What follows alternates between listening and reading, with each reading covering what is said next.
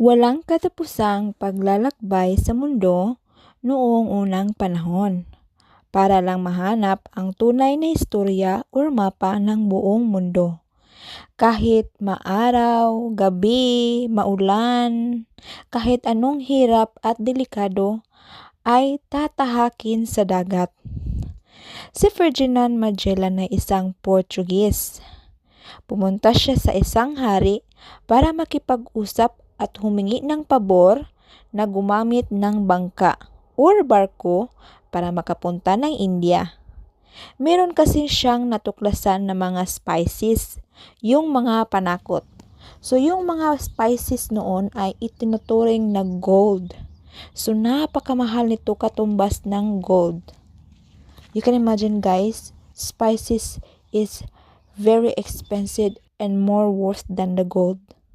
Pero, nung sinabi ng guard ng hari na ayaw makipag-usap nito sa kanya, pero nagpumilit si Magellan, sabi niya, "Your Honor, nandito ako para i-offer. Mayroon akong nadiskubre at napakalaking value po nito." Sabi ng guard sa kanya, "I will send a formal request. If it's more interesting, I shall notify the king." And so, Magellan is nalulungkot siya kasi nga tinanggihan siya nito. Sabi niya sa kanyang asawa, "I spent 2 years of researching. I spoke to the guard, helmsmen, and cartographers, but my king refused to see me." Magsisi siya nito. Magsisi daw kuno ang hari. Kasi nga napakahalaga po yung sasabihin ko sa kanya. Katapos niyang pumunta sa bahay or castle ng hari after na tinanggihan siya ng guard nito pumunta siya sa Spain. So from Portuguese to Spain ay bumiyahe siya para makipag-usap ng hari ng Spanya. At ang hari ng Spanya before ay napaka-open-minded guys at a very young age. So yun, he arrives in the courts of castle in Spain because he went there. Dala niya ang kanyang nadiskubre na mapa. Pero hindi basta-basta makipag-usap sa isang hari kung wala kang backer. So sa atin pa sa Pinas, kung walay backer, hindi ka makasulod ng trabaho, no? So same sa Spain, kung wala kang backer, hindi ka makapasok, no? So napakalaki niya kasi meron siyang kaibigan na dinala na taga Spanya din. At sabi nito, "You know, the king is super charming and ambitious young man. If ever you approach for being a Portuguese, you know what to do. You can tell that you are my sister husband Beatrice, that his friend says. So, who is a noble Spanish and you have to speak Spanish too." Sabi ni Magellan. Okay. Pero nung dumating siya sa pintuan, agad sinalubong ito ng guard na wala daw ang hari at next 2 weeks or months pa ito makabalik.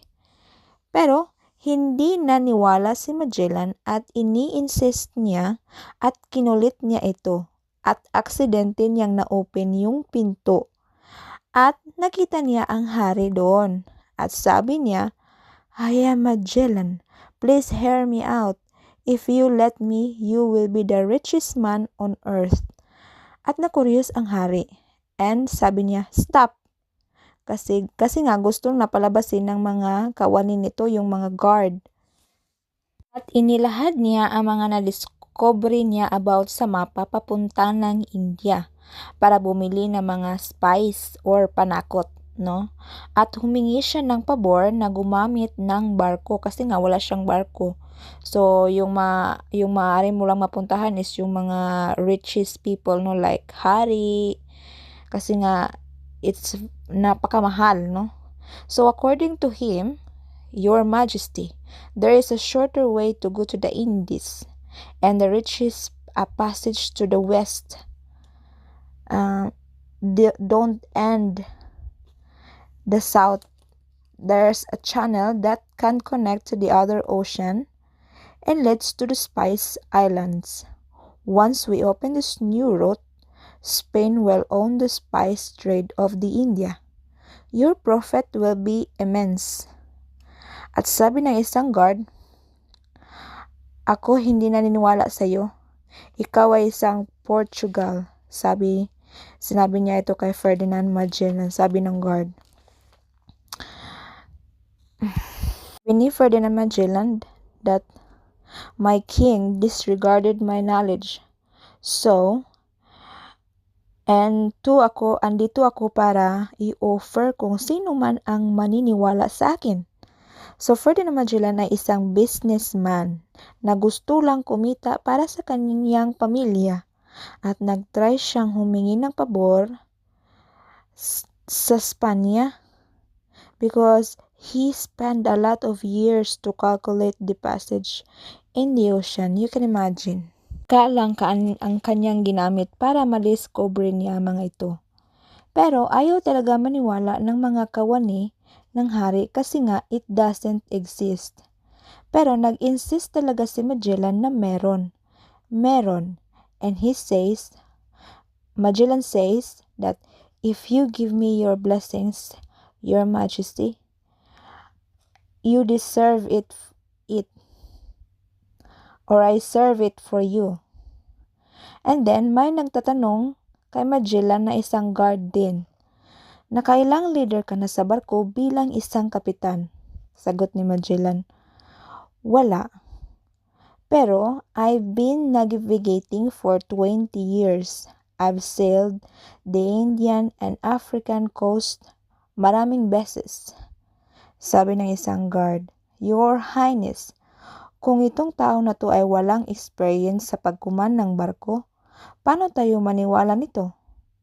Pero, ang hari ay bumilib sa kanya. Sabi ni Magellan na ang mga panakot ay more valuable than a gold. And I promise I will make you rich when I return to Spain. Spain will be richer than Portugal. The risk will be worth it, Your Majesty. And so the king replied. So, abangan niyo po yung next na kabanata, what did the king replied to Ferdinand Magellan when he asked a favor. So, see you in the next video, guys. And thanks for watching. Abang-abang lang po sa part 2.